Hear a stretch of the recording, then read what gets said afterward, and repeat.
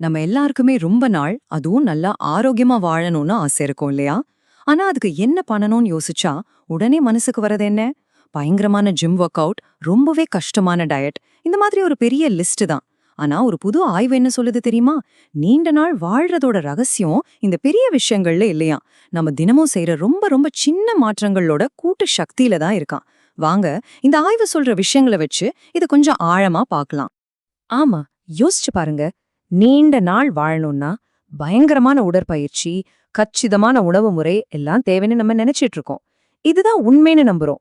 நம்மள சுத்தி இருக்கிறவங்க கிட்ட கேட்டாலும், ஐயையோ, அதுக்கெல்லாம் இனிப்பே சாப்பிடக்கூடாது, டெய்லி ஜிம்முக்கு போகணும்னு ஒரு பெரிய லிஸ்ட் போடுவாங்க. இந்த எண்ணமே நம்மள பாதி சோர்ந்து போக வச்சிடும், இல்லையா? ஆனா நிஜமாவே இதுதான் உண்மையா?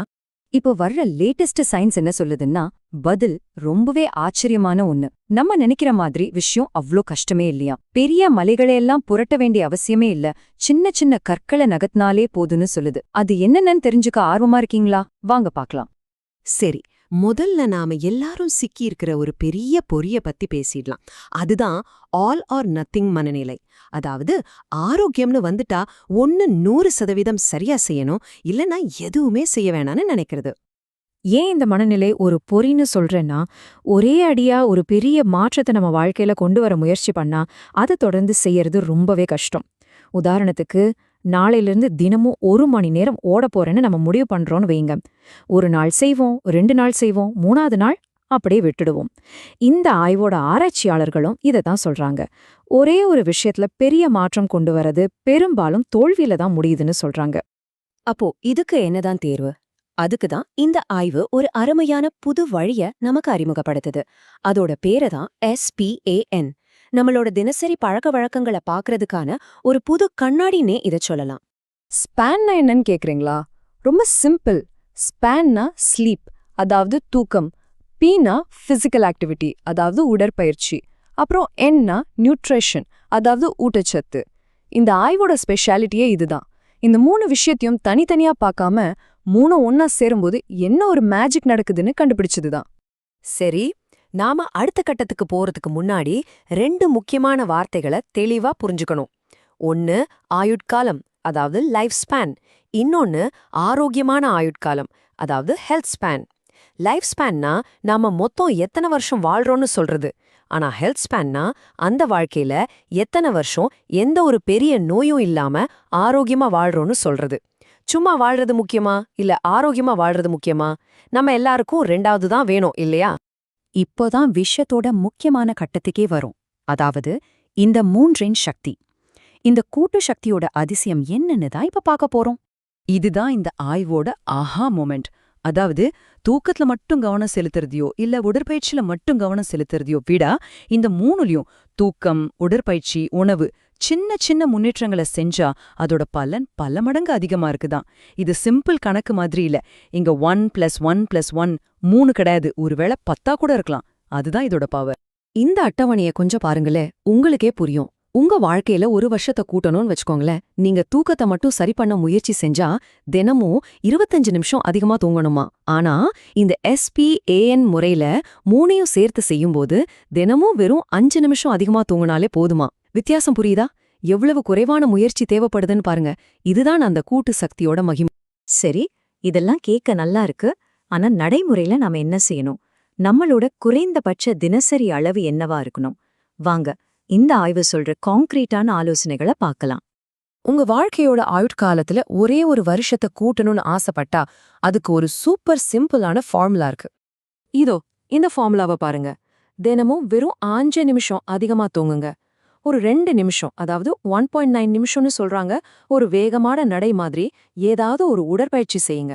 அப்புறம் உங்க உணவுல ஒரு சின்ன முன்னேற்றம், அவ்வளவுதான். இதை செய்ய முடியாதா என்ன? கண்டிப்பா முடியும். அந்த உறவுல சின்ன முன்னேற்றம்னா என்னன்னு குழப்பமா இருக்கா? பெரிய விஷயம்லாம் ஒண்ணுமே இல்ல. நீங்க தினமும் சாப்பிடுற சாப்பாட்டுல ஒரு அரை பங்கு காய்கறியை சேர்க்கறது, இல்லனா ஒரு 1.5 பங்கு முழு தானியங்களை சேர்க்கறது, அவ்வளவுதான். ரொம்ப சிம்பிளான ஒரு விஷயம்தான் அது. சரி, ஒரு வருஷம் ஆயுளை கூட்டுறது ஒரு நல்ல விஷயம். ஆனா நம்மளோட உண்மையான இலக்கு அது இல்லையே. நோயே இல்லாம ஆரோக்கியமா வாழ்ற வருஷங்களை அதிகப்படுத்துறது தானே. அதுக்கு என்ன செய்யணும்னு ஒரு கேள்வி வருது இல்லையா? பதில் 4 வருஷம். ஆமா, நம்ப முடியாத உங்களால உங்க ஆரோக்கியமான வாழ்க்கையில 4 வருஷத்தை நம்மளால கூட்ட முடியும். இதுக்கு முன்னாடி சொன்னதை விட கொஞ்சம் கூடுதலான முயற்சி தேவைதான். ஆனா கிடைக்க போற பலன் ரொம்ப ரொம்ப அதிகம். அதுக்கான ஃபார்முலா இதோ. தினமும் ஒரு 24 நிமிஷம் அதிகமா தூங்கணும். அப்புறம் ஒரு 3.7 நிமிஷம், அதாவது ஒரு 4 நிமிஷம் மிதமான உடற்பயிற்சி. கூடவே உணவுல ஒரு நல்ல முன்னேற்றம். ஆமா, இது முன்னாடி சொன்னதை விட கொஞ்சம் அதிகம்தான். ஆனா கிடைக்கிற பலனை யோசிச்சு பாருங்க. 4 வருஷம் நோயற்ற வாழ்க்கை. சரி, அந்த உணவு முன்னேற்றம்னா எப்படி இருக்கும்? ஒரு உதாரணத்துக்கு சொல்றேன். தினமும் 1 கப் காய்கறிகள், 1 பங்கு முழு தானியங்கள், அப்புறம் வாரத்துக்கு 2 தடவை மீன் சாப்பிடுறது. இந்த மாதிரி ஒரு மாற்றம் ஒரு நல்ல தொடக்கமா இருக்கும். ஆக இதுலேருந்து நாம கத்துக்க வேண்டிய மிக முக்கியமான பாடம் என்னன்னா, சின்ன சின்ன அடிகள் தான் பெரிய ஆதாயங்களுக்கு வழிவகுக்கும். பெரிய இலக்குகளை பார்த்து நம்ம பயப்பட வேண்டிய அவசியமே இல்ல. இந்த வரைபடத்தை ஒரு நிமிஷம் பாருங்க. இது அந்த உண்மையை ரொம்ப தெளிவா காட்டுது. ரொம்ப மோசமான பழக்கங்கள் இருக்கிறவங்களுக்கும் இந்த ஸ்பான் பழக்கங்களை நல்லா கடைபிடிக்கிறவங்களுக்கும் நடுவுல எவ்ளோ வித்தியாசம் தெரியுமா? கிட்டத்தட்ட 10 ஆண்டுகள். ஆமா, 9.45 வருஷங்கள் ஆரோக்கியமான வாழ்க்கை அதிகமா கிடைக்குதாம். யோசிச்சு பாருங்க, நோயே இல்லாத ஒரு 10 வருஷ வாழ்க்கை. கடைசியா இந்த ஆய்வை செஞ்ச விஞ்ஞானிகளே என்ன முடிவுக்கு வராங்கன்னு பாப்போம். அவங்க என்ன சொல்றாங்கன்னா, தூக்கம், உடற்பயிற்சி, உணவு இதுல ஒரே நேரத்துல செய்யப்படுற சின்ன சின்ன முன்னேற்றங்கள் கூட நம்ம ஆயுள்லயும் சரி, ஆரோக்கியமான ஆயுள்லயும் சரி ரொம்பவே அர்த்தமுள்ள ஆதாயங்களை கொடுக்குது. இது அவங்களோட வார்த்தைகள். இதிலிருந்து நாம எடுத்துக்க வேண்டிய ஒரு விஷயம் இருக்கு.